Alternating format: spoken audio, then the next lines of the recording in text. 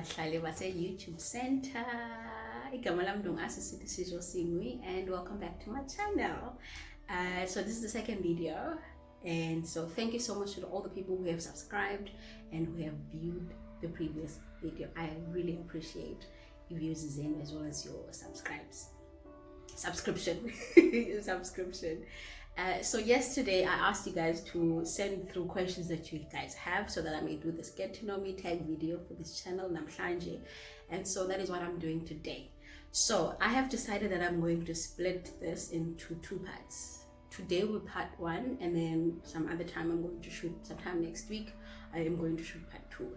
The reason for that is because there's like really easygoing questions that I feel like I will respond to today, and then there's really deep questions that need me to reflect, and questions that want me to go in depth. So I will respect that and not just give you guys wishy-washy questions. So just a disclaimer, ulu akho nombali awake. So if you guys hear any child noise, just know I think ulu akho right now we are calm. My sister is putting on tights on her. But anyway, so let's get into it.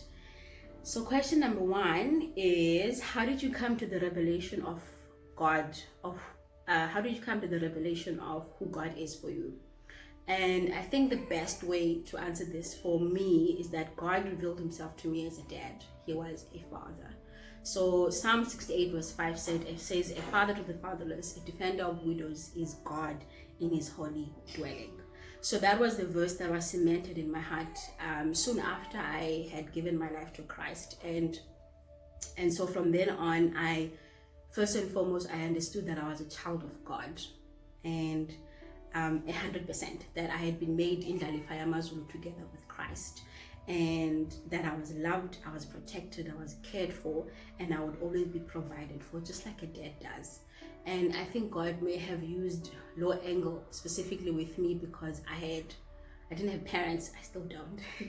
And I'd lost my dad in a very young age. I was 5 turning 6 when he died in 1998. So I think so now he knew the depth of the void, the deep void that I had in Yam as well as in my life, and he wanted to intentionally fill that. And so he related to me and reached out to me in a way that would be familiar, and also not only serve as a need for me, but fulfill love void that only he could have ever done. And so from then on, it has always been me and God against the world. And so everything else and every character of God has always been based on him as a dad before everything else. So when I approach his throne, I approach it as God my father.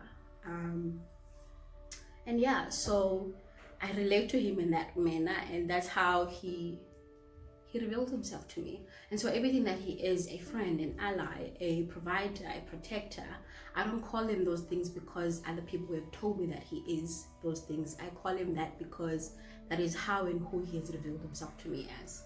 And he continues to be those things to me even in this day and age. So yeah, I hope that answers your question. Question number two is, how did you know Budliri was the one? What's the one thing that made you say, yeah, nguye lo Adam wam? That's a funny question. So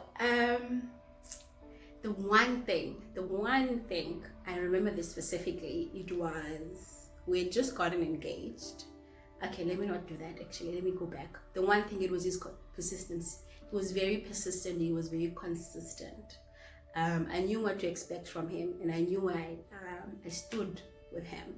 So we were friends for about 3 years, and in those 3 years he's always been very clear about his intentions. And I was the one saying, no, friend zoned him so badly. So eventually I saw the heart behind his persistence as well as his consistency, that he loved me. And so baby. And then like 3 months later after that, he was like, will you marry me? He says, he did that because he was like, But anyway, I am going to do like another edition with him. So yeah, we'll get to that. Question number 3: why did you choose to do psychology? Funny story. Remember in primary school where you guys are made to write mission statements and WDC or something, wherever, how many ever many years. And I remember it was a Monday when I had to submit that assignment. And on the weekend, I had seen a movie where this mom or this lady was a psychologist, and I had never heard of that career before. And so to me, it sounded smart. And I was like, I'm going to say I want to be a psychologist. Mind you, I did not know how to pronounce it. So it was like, the P and the S were there, something, not psychologist, I don't quite remember. So my LO teacher had to correct me, and I was, she was very impressed. But, oh, I see you want to be a psychologist. And mind you, I had no idea what that was. So from then on, I was in grade 7 or 9, I'm not quite sure. So from then on, I knew that was laid in my heart, but I'm a psychologist. And so as the years went by, especially after the year that I lost my mother, it became so apparent and so, I won't say obvious, that I was going to be a psychologist, because now when I look back, in 2008, I said I'm choosing to become a psychologist so that I can be there for all the other kids who are yet to lose their parents and need somebody to understand and hear them from their perspective, not someone who's right, or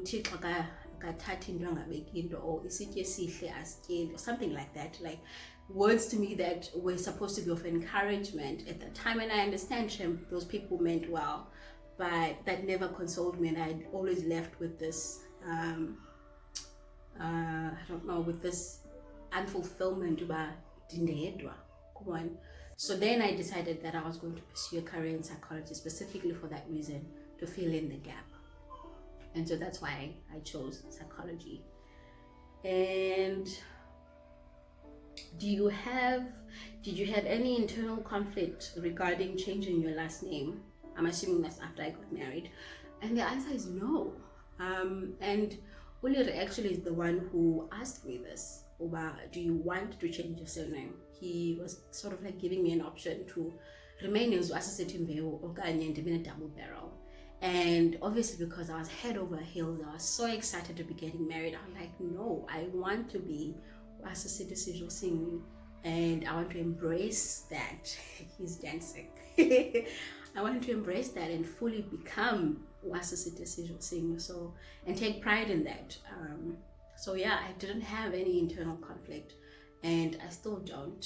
So yeah. And then, do you have any fears regarding putting your family in a public platform, like exposing them? If people won't be intrusive, people will definitely be intrusive. People will have opinions about things, about my life. Yeah, as you can get from that side, it was quite a decision for me to make. Do I want to put myself out there? Do I want to put my life out there for people to scrutinize, for people to have something to say? And you know what? I was like, it's fine. I trust God to give me the necessary armor for me to wear against those people who will be interested, specifically when it comes to negative comments. So I am still like, am I doing the right thing? Am I not? But then at the same time, the purpose for me doing this is expanding my ministry. And so for that purpose only, I'm willing to expose my family. But obviously there will be aspects of me and aspects of my family that will not be put out for public scrutiny or public opinion or public entertainment or anything. So people will have access to only the parts of myself that I give them, and they will have access to my life or parts of my life only to the parts that I actually voluntarily give. So yeah. Would you ever write a book? Will I ever write a book, babe? Yes you will. I think so. If you had asked me this 10 years ago, the answer would have been immediately yes. But now, because I know what it takes to write a book, I'm thinking, I don't know, but I think I will. I want to. I already have a mini manuscript, and all the stuff that I write, I always collect them into journals, and I've kept all my journals. So yeah, maybe one day I'll definitely write a book, but not in the next 5 years, 5 or 10 years later on in life. I will do that. What inspires you? What keeps you moving forward? My mother. It's been almost 11 years. Yeah, just over 11 years. Right, babe?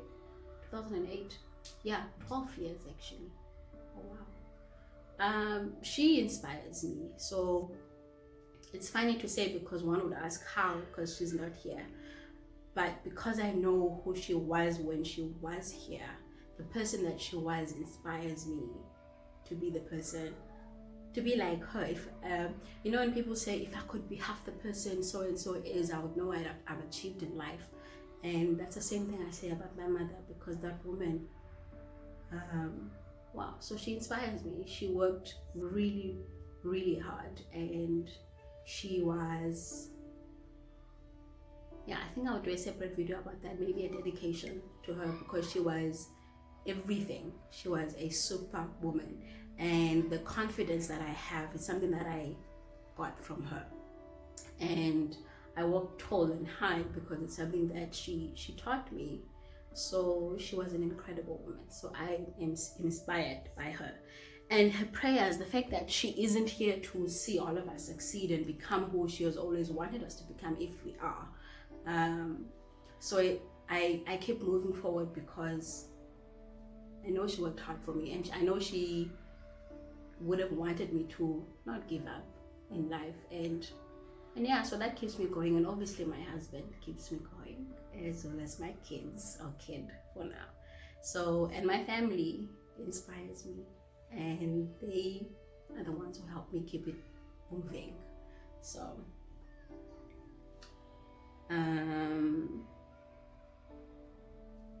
why did you decide to get married young?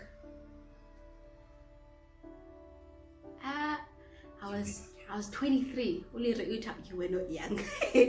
And I felt that I was ready. Honestly, I really did feel like I was ready. I wanted to grow together with my husband, to grow old with my husband. So a lot of people will be like, I see, you didn't have a car, you didn't have a master's degree, and I don't know what else people might say, but to me, Liri and I wanted to grow old together. We wanted to build together. So that's why we both decided that we would get married so young. And I don't regret that. I really do not regret that. I have lived a fulfilling life with this guy in the last 5 years. Okay, so next one, do you want to have more children? So 40%, no, we do not want to have more children, because children are a lot. And yeah, but the other 60% is we want to have more children, because we want to have a sibling. We both have had siblings, or have siblings, and I think I want to see what a second pregnancy will be like. And motherhood is so beautiful. So if I can be blessed with having another child, I'd really love that. So 60% yes and 40% no. But I think we will. And little love. That's a yes. That's how he says yes. So another one says, touch on your life after losing both parents. I am going to do this one, will be part of the part 2 video, and this one again will also be part 2. What have marriage and motherhood taught you about yourself respectively? I'll also answer that in part 2. And are you going to continue towards a PhD? A definite yes. I am doing my PhD. I have decided that I am going to do it in neurodevelopmental disorders. I don't know when, maybe after I have my second child, or after I have sort of worked a bit with children a little bit more, and then I'll go into that. But I'm definitely doing my PhD in neurodevelopmental disorders. Okay, did you always love reading? No. No, Unathi Mgcobe, my best friend from varsity, will tell you that she was the reader and I wasn't. And so in 2012, I bought one book and I told myself that if I can just finish this one book, I see just one book. And I did. It was a book about demons, and I don't remember what it was about, but I read it and I finished it over 12 months. And then I moved to Durban, and when I moved to Durban, I didn't have a TV, and I was staying alone. I didn't have a laptop, and I had to deal with a phone. So the only thing that I would do for entertainment would be to read books. So you guys obviously can't see it. Now I have a collection of books, and that habit started in 2014. And it's a habit that needs, what do you call it? Because if you don't read, then you get like lazy to read and then you might just lose it. So it's a muscle that needs to be worked on a daily basis. So just even like a few words or one chapter a day is a good habit to have. And I'm so proud of myself. In these last 21 days during the lockdown, I have read 3 books. I'm on my 4th one now. 2 of them were not Christian books, and then 2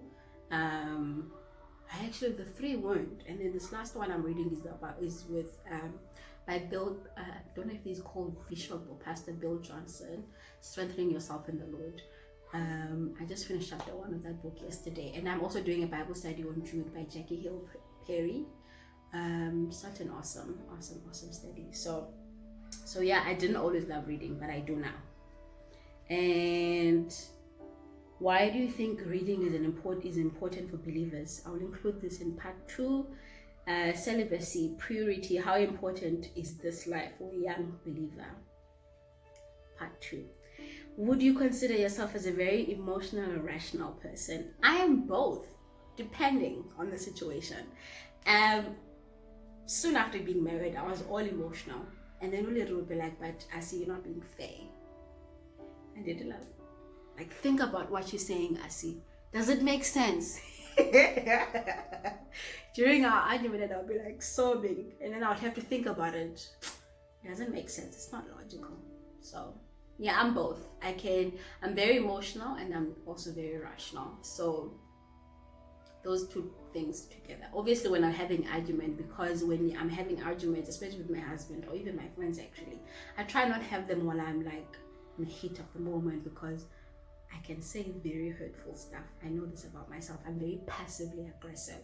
So for me I always like retreat and then go think about what I need to say and communicate it in a way that will not damage the other person.